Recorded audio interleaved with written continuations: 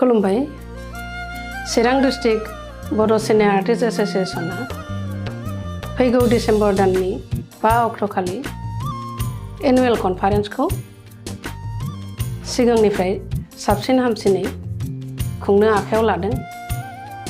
बेनिखायनो मानगोनां रायजो राजा नोंथांमोनखौ जोंनि चिरां डिस्ट्रिक्ट बिसानि बे एनुवेल कनफारेन्सआव गाजा गोमजायै फैनानै मेहेरगोनां खालामनो थाखाय गुरैयै खावलायनाय थाबाय।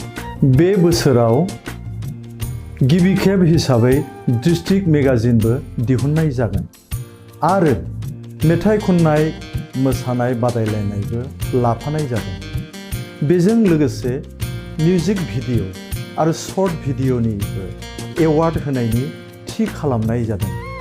बेनिखायनो मान होनो गोनां रायजो राजा नोंथांमोनखौ आंनि गुरैयै खावलायनाय, जाहाथे बे हाबाफारियाव नोंथांमोनहा जोंखौ लैहोर लैहोर फैनानै हेफाजाब होफैयो।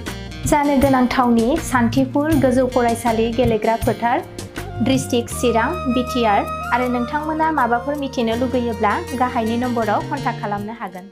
गोजोन्थों।